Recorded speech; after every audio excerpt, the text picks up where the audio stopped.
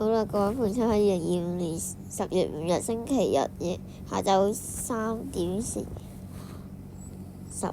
好同以前世界3:43，一號戒天文台下晝3:40發出1號戒備信號。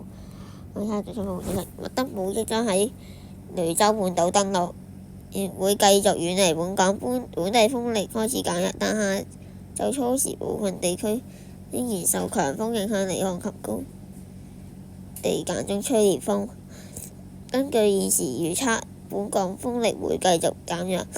當本港普遍地區一再受強風威脅時，天文台會改發1號戒備信號。預料本港今日有幾陣狂風驟雨及雷暴，海有大浪及湧浪，市民請遠離岸邊及停止所有水上活動。我哋講咁耐，睇下個風暴幾勁。個風暴好勁。現時麥德姆而家就喺海南島附近登陸，時速大約25公里，移向海南島至廣東陽江附近登陸。我哋睇下個預測預報圖。好啦，咁我哋呢下晝3:45嘅颱風速報就去到呢度啊。咁我哋聽日嘅颱風速報見，拜。